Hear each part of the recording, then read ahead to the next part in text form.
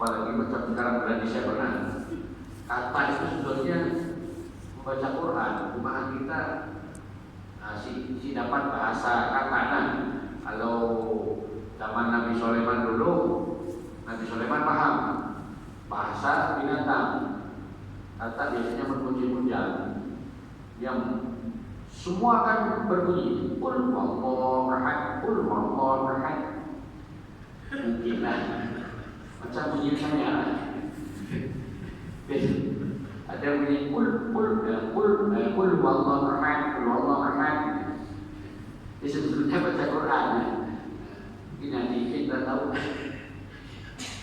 Yang di belakang rumah kita ada paling, kita biasanya kata-kata berbunyi itu sebetulnya bertasbih, berselawat, memuji Allah Subhanahu wa taala, hanya kita sih paham. Tapi sebetulnya semua makhluk Allah, semua makhluk Allah, binatang, tumbuh-tumbuhan, semua yang ada di rumah kita itu semuanya bertasbih kepada Allah.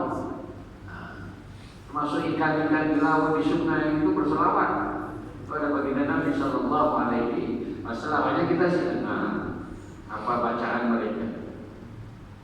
Oleh itu biasanya kalau azan berkumandang, terutama di tempat yang mana di sekitar surau masjid itu banyak anjing. Anjing ini kan suka menggonggong.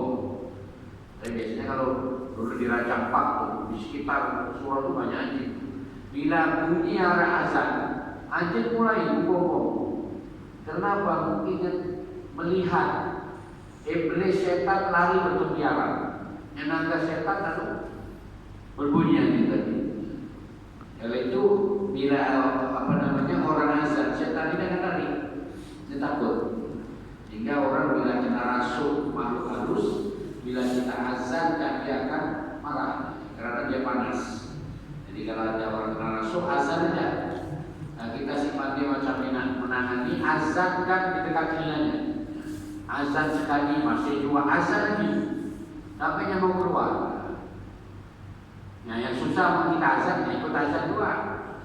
Berarti mungkin yang ada di dalam tubuhnya jin Islam. Nah, itu yang susah. Kita baca Qurannya baca dua. Kadang-kadang yang banyak dua bacaan kita salah. Tidak panjul kami keluar. Jadi kembali kepada fadilat sholat tahajud. Yang pertama, ianya merupakan amalan orang-orang soleh zaman dulu. Kedua, dapat mendekatkan diri kepada Allah Subhanahu wa taala. Kemudian yang ketiga, dapat menjadi penebus ataupun penghapus dosa kita, terutama dosa-dosa kecil. Kalau dosa besar kita sholat taubat, lepas sholat tahajud. Jadi urutannya mau kita bangun malam, lepas wudu, sholat tahajud dulu. Tahajud dulu 2 rakaat. Saja muslimnya sunat tahajud 2 rakaat karena Allah Ta'ala. Sholat sunat tahajud rakaat ini lillahi ta'ala. Surahnya mana-mana surah yang kita hafal. Lepas itu kita boleh baca doa, kunci hafal doa tahajud, doakan pakai kita baca doa kita pun. Nah, pakai bahasa Melayu pun boleh. Yang penting bila kita berdoa, awali dengan bismillah, alhamdulillahirabbil alamin, kemudian shalawat Nabi. Isinya nanti boleh pakai bahasa Melayu atau bahasa selawat. Penutupnya pun selawat dengan alhamdulillahirabbil alamin. Itu mesti ada. Namun hafal doa tahajud, baca doa tahajud. Siapa boleh dibaca. Di dalam buku-buku kitab-kitab itu ada doa tahajud. Jadi sholat tahajud ini dapat menjadi penebus dosa. Walaupun kita melakukan sholat fardu 5 waktu, otomatis dosa-dosa kita dan dihapus juga. Tapi pun ada dosa besar, sama ada kita sedar atau si sedar, kita ada mulai dosa besar, bangun tahajud kemudian sholat taubat 2 rakaat. Lepas sholat taubat kemudian beristighfar 100 kali misalnya. Lepas istighfar kemudian sambung dengan sholawat. Nah, sholawatnya kalau kemudian lebih banyak dari istighfar. Selain istighfar itu kita pun yang memohon ampun kepada Allah. Astaghfirullahaladzim wa atubu ilaih. Saya mohon ampun kepada Allah yang Maha Agung. tunggu dan saya bertobat kepada Allah. Jadi kita pun yang memohon ampun, tetapi bila kita membaca sholawat Nabi, Allahumma sholli ala sayyidina Muhammad, wahai Allah, tambahilah keselamatan dan kesejahteraan kepada Nabi Muhammad, maka malaikat akan mendoakan kita. Itu memang janji Allah. Kita baca selawat sekali, malaikat mendoakan kita dengan apa namanya? Maksudnya mendoakan supaya kita ini diampuni dosanya, diberi rahmat dan Allah akan memberi rahmat kepada kita, termasuk pengampunan dosa. Jadi istighfar ini dapat juga, namanya selawat dapat juga menjadi penebus dosa. Salat tahajud dapat menjadi penebus dosa. Istighfar penebus dosa. Sholawat Nabi penebus dosa. Jadi kalau istighfarnya misalnya 70 kali, ya selawatnya paling kurang 100 kali ataupun lebih banyak lagi ya. Mendapat sampai 300. Baca selawat pendek itu boleh juga kan? Jadi kalau selawat itu udah pasti, walaupun kita bacanya si ikhlas misalnya, bacanya kita asal baca aja, selawat itu udah pasti mendapat fadilat dari Allah Ta'ala dan pasti diterima kalau selawat Nabi. Dan selawat yang kita baca itu, setiap satu selawat yang kita baca itu malaikat akan menyampaikan langsung. Jadi selawat kita misalnya baca selawat 100 kali, malaikat yang bertugas untuk menyampaikan selawat ini langsung memberitahu kepada baginda Nabi, kepada ruhnya baginda Nabi SAW, ya Rasulullah, istilahnya ini ada salam dari bulan, dari sibu, langsung diberikan alaika wa alaikissalam. Baginda Nabi langsung jawab, dan Allah langsung diberikannya bagi case. Cuma kan kita sih tahu bentuknya itu seperti apa. Jadi bagi selawat yang kita baca, misalnya selepas istighfar.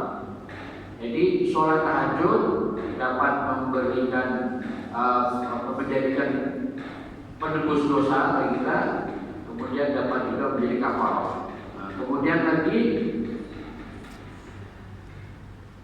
wa takfirun lisayyi'at, penghapus dosa, jadi menghapus dosa ataupun menghapuskan segala kejahatan atau keburukan. Wa madradatun darwa, dan menghilangkan atau menyembuhkan penyakit. Jadi pun kita diberikan ujian oleh Allah berupa penyakit tertentu, itu obatnya boleh dengan sholat tahajud. Bentuknya apapun penyakitnya, sholat tahajud. Nah, kemudian kita boleh sediakan 1 botol air mineral atau air mati, pas itu baca Fatihah, surah Al-Fatihah 7 kali dibaca dan ditiupkan. Minta kepada Allah, ya Allah, mudah-mudahan penyakit saya sembuh. Itu penggantinya obat dan antibiotik. Obat dan antibiotik. Baca 7 kali. Ada ulama tasawuf beritahu pun kita baca Fatihah dengan yang untuk obat itu ketika membaca Bismillah disambung dengan ayat yang kedua, artinya diwasol. Bismillahirrahmanirrahim, alhamdulillahi rabbil alamin. Kemudian ayat ketiga sampai habis dibaca ayat demi ayat.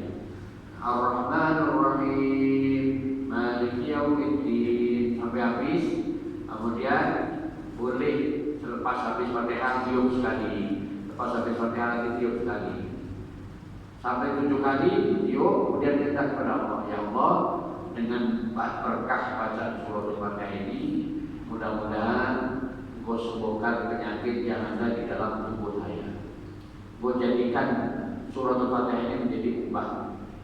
Karena Allah berfirman sendiri, Al-Quran ini menjadi obat.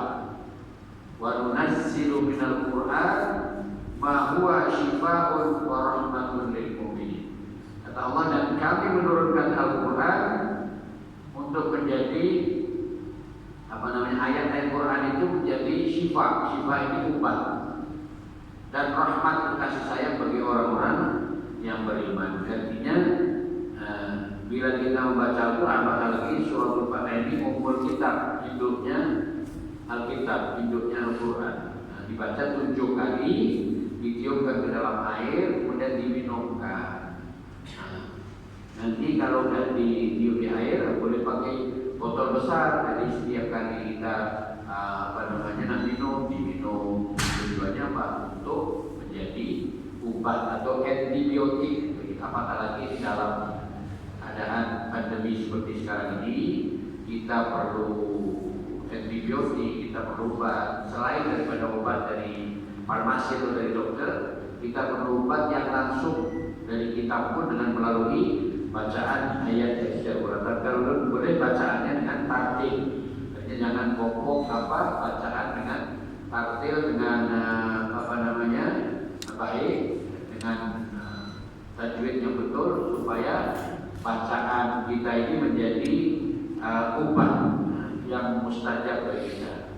Dan juga boleh kita berikan kepada anak cucu kita sekiranya mereka akan melakukan ujian, ataupun mungkin supaya mereka ini menjadi budak yang penurut, budak yang tidak nakal, tidak degil. Kita bacakan surah Al-Fatihah. Karena kata baginda Nabi, Al-Fatihah itu 50 ayat. Al-Fatihah ini boleh dibaca dengan niat, dengan tujuan apa saja, hanya dengan tujuan yang baik. Jadi itu diantara beberapa kelebihan sholat sunnah tahajud. Sholat tahajud ini paling sedikit 2 rakaat dan boleh juga dibagi kerjakan sehingga 12 rakaat. Paling sedikit 2 rakaat pun kalau tiap malam sudah termasuk satu amalan yang istimewa. Mudah-mudahan dapat kita amalkan untuk kesembuhan penyakit kita, untuk penembus dosa kita, dan juga supaya kita senantiasa mendapat rahmat dan kasih sayang daripada Allah Subhanahu wa Ta'ala. Mudah-mudahan ada manfaatnya bagi kita semua. Dan sebelum saya tutup, ada pemberitahuan itu hari Jumat lepas